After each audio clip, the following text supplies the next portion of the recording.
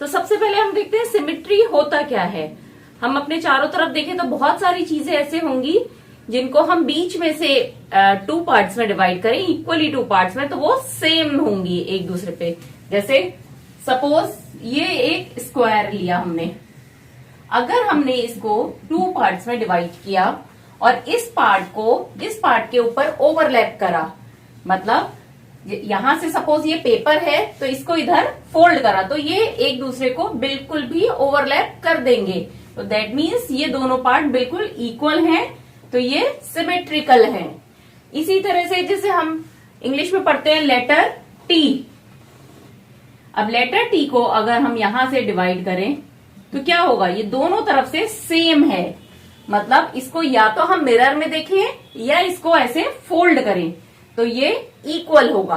तो that means T भी हमारा एक सिमेट्रिकल फिगर है। इसी तरह से एच है हमारा इंग्लिश लेटर, तो इसको अगर हम यहां से डिवाइड करें 2 पार्ट्स में तो ये पार्ट और ये पार्ट दोनों इक्वल होंगे देखने में। मतलब अगर हम इस पेपर पे लिख के एच को ऐसे फोल्ड करें तो ये इसके ओवरलैप हो जाएगा, दैट मीन्स ये एक सिमेट्रिकल फिगर है। और अगर इसको यहाँ पे इस तरह से हम फोल्ड करें तो ये वाली फिगर और ये वाली फिगर भी सेम होगी, तो मतलब ये 2 तरह से हमारी सिमेट्रिकल फिगर हो गई।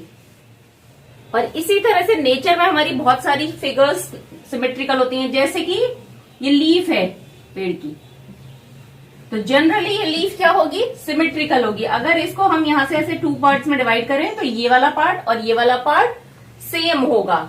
मैं ये नहीं बोल रही हूँ कि सारी लीफ सिमेट्रिकल होंगी, पर एक इन जनरल सिमेट्रिकल होती है। और भी जैसे कोई फ्लावर है 4 लीव्स का, अगर उसमें ऐसे 4 लीव्स हैं तो और इसको आप ऐसे डिवाइड करो तो ये दोनों एक सी होंगी, इधर का पार्ट इधर के इक्वल है, तो दैट मीन्स हम बोलेंगे ये फिगर, इस फ्लावर की शेप एक सिमेट्रिकल शेप है। अब चैप्टर का नेक्स्ट पार्ट क्या है, line of symmetry. Line of symmetry मतलब जिस लाइन से हम उस फिगर को 2 इक्वली पार्ट्स में डिवाइड कर सकते हैं, 2 सेम इक्वल पार्ट में, उसे हम लाइन ऑफ सिमेट्री बोलेंगे। जैसे ये हमारा रेक्टेंगल था, तो रेक्टेंगल में क्या हो गई, ये हमारी लाइन ऑफ सिमेट्री हो गई, क्योंकि हम इसको ऐसे फोल्ड करेंगे इस लाइन से तो ये दोनों तरफ से इक्वल है, ओवरलैप हो जाएगी। पर अब जरूरी नहीं है कि हर फिगर में एक ही हो सकता है एक भी नहीं हो, या एक से ज्यादा या इनफाइनाइट भी हो सकती हैं। जैसे इसको रेक्टेंगल में ये भी लाइन ऑफ सिमेट्री होगी, तो इसको अगर हम यहाँ पे फोल्ड करेंगे तो ये वाला पार्ट और ये वाला पार्ट दोनों सेम होंगे। इसी तरह से हम देखते हैं, अब ये ओवल है सपोज हमारा, तो ओवल में ऐसे करा हमने तो ये सेम हो गया। ये थोड़ा ड्रॉ करने में गड़बड़ हो रहा है, पर अगर एग्जैक्ट ओवल है तो ये इसकी लाइन ऑफ सिमेट्री होगी, और इसी तरह से ये भी लाइन ऑफ सिमेट्री होगी। अब ये ट्रायंगल है हमारा सपोज, रेगुलर ट्रायंगल जिसकी तीनों साइड्स इक्वल हैं, तो इसकी लाइन ऑफ सिमेट्री क्या होगी, ये, जिससे कि ये और ये दोनों एक दूसरे पे अगर हम ओवरलैप कर रहे हैं तो वो सेम होगा। मतलब इसके सेंटर पॉइंट से इसको अगर हम मिला रहे हैं तो ये हो गई हमारी लाइन ऑफ सिमेट्री। इसी तरह से अगर कोई हमारा सर्किल है तो उसकी लाइन ऑफ सिमेट्री इनफाइनाइट होंगी, क्योंकि सर्किल को अगर हम सेंटर से कहीं से भी फोल्ड कर दे तो वो उसकी लाइन ऑफ सिमेट्री होगी, वो सेम होगा। ये देखिए कहीं से भी जो उसके सेंटर पॉइंट से लाइन जा रही है वो सब उसकी लाइन ऑफ सिमेट्री होंगी। तो दैट मीन्स किसी भी फिगर की एक भी हो सकती है लाइन ऑफ सिमेट्री और बहुत सारी भी हो सकती हैं। पर अब देखिए जैसे सपोज ये एक स्क्वायर है,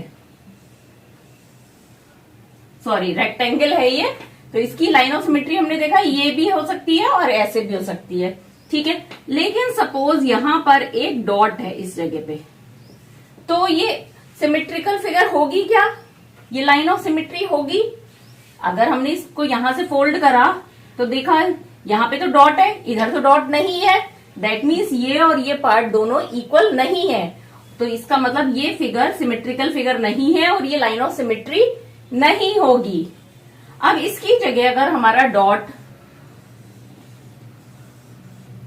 एकदम यहां पर होता सेंटर में, तो ये वाली लाइन ऑफ सिमेट्री नहीं हो सकती क्योंकि इधर डॉट है इधर नहीं है। लेकिन ये सेंटर में है तो इसको हम ऐसे करेंगे तो क्या होगा, ये वाली हमारी लाइन ऑफ सिमेट्री हो जाएगी, क्योंकि ये डॉट आधा इधर आ रहा है, आधा ऊपर आ रहा है।